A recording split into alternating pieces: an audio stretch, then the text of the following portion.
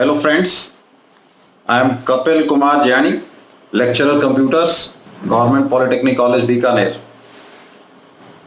आज हम इलेक्ट्रॉनिक्स के थर्ड ईयर के स्टूडेंट्स के लिए, साथ ही साथ मैकेनिकल के थर्ड ईयर के स्टूडेंट्स के लिए, साथ ही साथ इलेक्ट्रिकल ब्रांच के सेकेंड ईयर के स्टूडेंट्स के लिए 210 जिसको हम कह सकते हैं इलेक्ट्रिकल और MEEL 310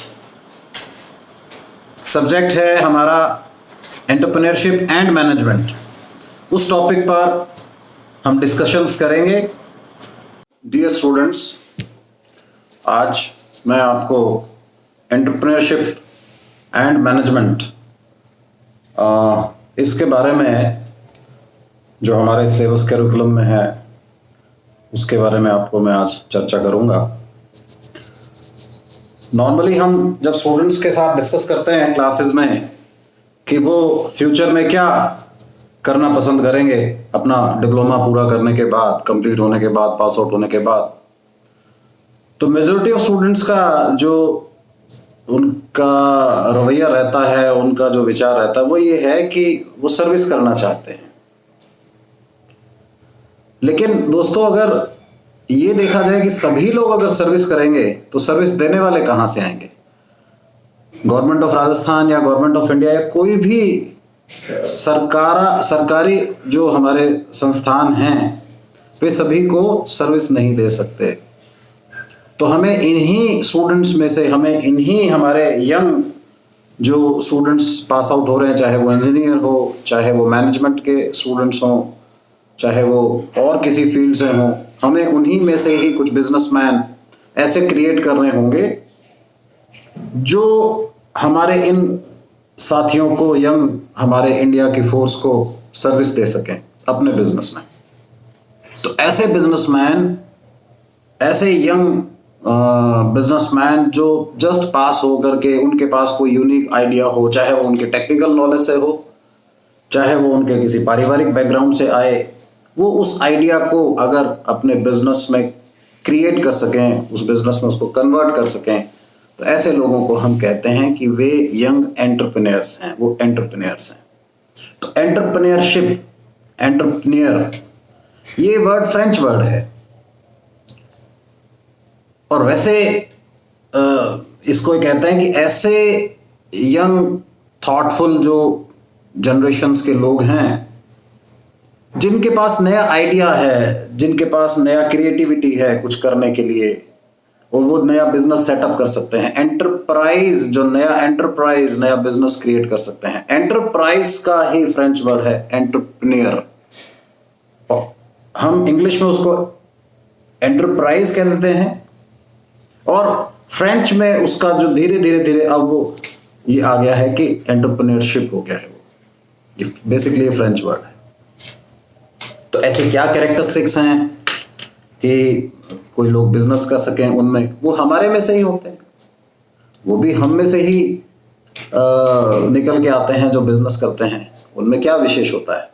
वो आइडियाज को क्रिएट करके उन आइडियाज को एक्सप्लोर कर सकते हैं, उनमें रिस्क लेने की कैपेसिटी होती है, वो थॉटफुल लोग होते हैं। साथ ही साथ वो किसी के बंधन में, सर्विस जब आप करेंगे तो आपको बंधन में बंध के काम करना होता है। आपको टाइमिंग फिक्स है। जब आप किसी के यहाँ नौकरी करते हैं तो आपका टाइमिंग आप डिसाइड नहीं करते, जो आपका एम्प्लॉयर है, जो आपको सर्विस दे रहा है, वो आपका टाइम डिसाइड करता है। तो ऐसे लोग जो खुद अपना मनपसंद का टाइम चूज करके और अपने लिए काम करते हैं, वो बिजनेसमैन होते हैं। तो आपको क्या फ्लेक्सिबिलिटी मिल गई कि आपको टाइम बाउंडेशन, किसी के अंडर काम करना, वो आपको पसंद नहीं है, तो आप बिजनेस कर सकते हो। जब आप बिजनेस करते हो तो आप साथ ही साथ खुद को तो रोजगार देते ही हो, साथ ही साथ आप 2, 4, 10, अगर आपका बिजनेस बहुत बड़ा है तो आप हजारों लोगों को रोजगार देते हैं। तो अपने आप को फ्रीडम, टाइम बाउंड, आपको सर्विस में आपको सैलरी मिलेगी, लेकिन आप किसी और के लिए कार्य करते हैं। सपोज आपकी सैलरी 15,000, 20,000 रुपीज है पर मंथ। जो एम्प्लॉयर आपको 20,000 रुपीज पर मंथ दे रहा है वही आपसे एटलीस्ट मंथ का जब एंड होता है तो वो चाहता है कि आप उसके लिए 2 लाख रुपीस पर मंथ का बिजनेस करें, तब वो आपको 20,000 देता है। तो जो हमारे यंग बिजनेसमैन हैं, वो अगर उस खुद के लिए वो 2 लाख रुपए महीना अगर कमाने की उनमें योग्यता है, तो वो क्यों सर्विस करेंगे? तो आपको, if you want to earn more, if you don't want to be in a service line, in salary specific line, then you can do business, जिससे कि वो सारा प्रॉफिट आप अपने साथ ले सकें। साथ ही साथ कंट्री की जो हमारी डिमांड है, जैसे मैंने पहले भी बताया कि सर्विस सेक्टर को बढ़ाना, लोगों में रोजगार के अवसर क्रिएट करना, तो हमारी गवर्नमेंट भी इसमें अपने आप को बहुत ही फ्रूटफुल स्कीम्स के थ्रू हमारे जो कंट्रीमैन हैं उनको कहती है कि आप आइए बिजनेस के लिए, ईज ऑफ डूइंग। इसी तरह से अगर आप देखेंगे तो आपने कुछ वर्ड सुने होंगे, SEZ, specific special economic zones. तो गवर्नमेंट ऐसे स्पेशल इकोनॉमिक जोन्स क्रिएट करती है। तो मैं आपको SEZ के बारे में बता रहा था, स्पेशल इकोनॉमिक जोन्स। हमारे राजस्थान में भी, जयपुर में महिंद्रा से सिटी है, इसी तरह से बहुत से अलग अलग गवर्नमेंट्स, चाहे वो स्टेट गवर्नमेंट हो या सेंट्रल गवर्नमेंट हो, स्पेशल इकोनॉमिक जोन्स क्रिएट करती है। इन इकोनॉमिक जोन्स का जो मेन मोटिव है वो यंग एंटरप्रेन्योर्स को गवर्नमेंट के जो टैक्सेशन है उनका रिलैक्सेशन प्रोवाइड करना है। आज आप नया कोई बिजनेस स्टार्ट करते हैं तो आपको उसको प्रॉफिट लेने के लिए समय लगता है, उस बिजनेस को स्टैंड अप करने के लिए समय लगता है। बहुत स्टूडेंट्स को पता होगा कि government of India, government of Rajasthan startups को भी बहुत मदद कर रही है। आज कोई नया आइडिया लेकर के और स्टूडेंट्स या कोई यंग एंटरप्रेन्योर अगर बिजनेस करना चाहता है तो भारत सरकार, राजस्थान सरकार की तरफ से बहुत सी स्कीम्स हैं। तो क्या फायदा है बिजनेस करने का? बिजनेस करने का सबसे बेहतरीन जो एक, जिसको हम कह सकते हैं कि फायदा है, कि आप अपने कंट्री की जीडीपी में बहुत अच्छा योगदान देते हैं।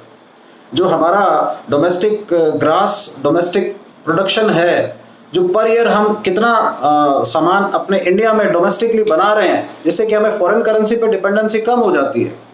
तो इस तरह से अगर यंग एंटरप्रेन्योर्स मार्केट में आएंगे तो कंट्री की सेल्फ डिपेंडेंसी बढ़ती है। कितने लोग सर्विस करेंगे, कितने लोग सर्विस देंगे? जब तक आप कंट्री में नए बिजनेस करने वाले लोगों की फौज तैयार नहीं करेंगे, हम अपने कंट्री को सेल्फ सस्टेनेबल कंडीशन में नहीं लेकर के आ सकते। बहुत फायदे हैं बिजनेस के। बिजनेस हर आदमी भी नहीं कर सकता, ये बात भी सही है। जिसको कहते हैं ना, it is not anybody's cup of tea. हर आदमी बिजनेस नहीं कर सकता।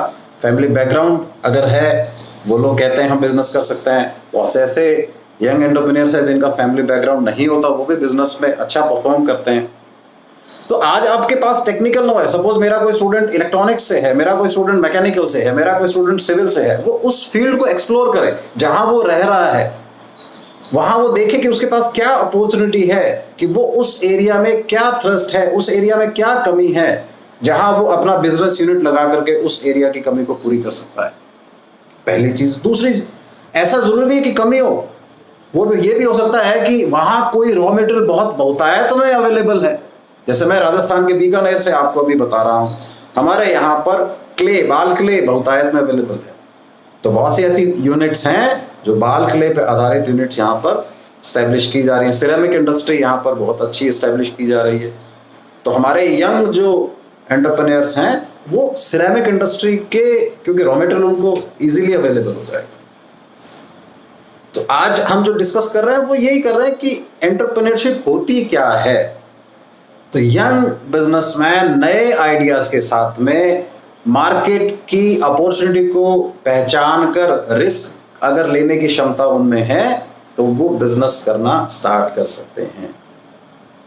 स्कीम्स बहुत अच्छी हैं, गवर्नमेंट की सपोर्टिव स्कीम्स होती हैं, उनको टैक्सेशन में रिलीफ मिल जाएगा। तो ये सभी अगर हम one by one in points को अगर हम देखेंगे तो हम देखेंगे कि बिजनेस करना बहुत मुश्किल भी नहीं है। कहते हैं बिजनेस करना बहुत मुश्किल है, बिल्कुल सही है, बिजनेस करना बहुत मुश्किल है, लेकिन अगर आप उन स्टेप्स को फॉलो करेंगे और उन स्टेप्स को फॉलो करते हुए आप अगर बिजनेस को करना स्टार्ट करेंगे तो आप इजीली अपने बिजनेस को बहुत अच्छी ऊंचाइयों तक लेकर जा सकते हैं। तो ये जो हमारा सब्जेक्ट है एंटरप्रेन्योरशिप, इसमें हम यही सब कुछ जानने की कोशिश करेंगे कि ऐसे क्या स्टेप्स हैं, वन बाय वन हम पढ़ेंगे इसको कि क्या स्टेप्स हैं कि आप बिजनेस करना आपको आसान ही लगेगा, मुश्किल नहीं लगेगा। तो रिस्क लेना पहली चीज, और रिस्क को एनालाइज करना, रिस्क से अपॉर्चुनिटी क्रिएट करना, और अपने आप को एक, जिसको कहते हैं जॉब से फ्रीडम। आज आपको टाइम बाउंड, अगर आपको लगता है कि नहीं साहब मैं 10 से 5 किसी व्यक्ति के यहाँ सर्विस नहीं कर सकता, मैं अपना बिजनेस करूंगा, बिल्कुल आप आगे आइए, बिजनेस करना आपको बहुत अच्छा रहेगा। रिस्क आप में लेने की कैपेसिटी है, बिल्कुल आप आगे आइए, आपको बिजनेस करने में आप बहुत अच्छा आगे आ सकते हैं और बिजनेस कीजिए। तो जितने हमारे यहाँ के यंग बिजनेसमैन हैं जिन्होंने अपनी लाइफ में आगे बढ़े हैं और आगे बढ़े हैं, ऊंचाइयां जिन्होंने छू है, वो इन्हीं सब स्टेप्स को फॉलो करते हुए आगे बढ़े हैं कि किन किन पॉइंट्स का ध्यान रखना है, किन लाइफ में प्रोग्रेसिव अप्रोच रखनी है और अपने बिजनेस को आगे बढ़ा सकते हैं। तो ये जो हमारा बिजनेस और उससे रिलेटेड जो मैनेजमेंट के टॉपिक्स हैं, जब आप मैनेजमेंट के बारे में बात करते हैं तो हमें डे टू डे लाइफ में भी आप मैनेजमेंट को अप्लाई कर सकते हैं।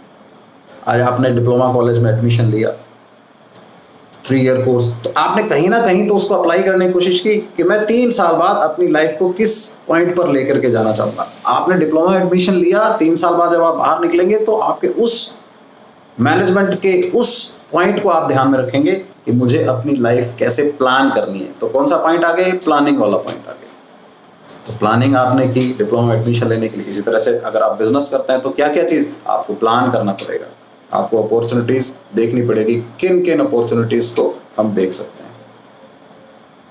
तो आपको स्टाफ को इन्वॉल्व करना पड़ेगा।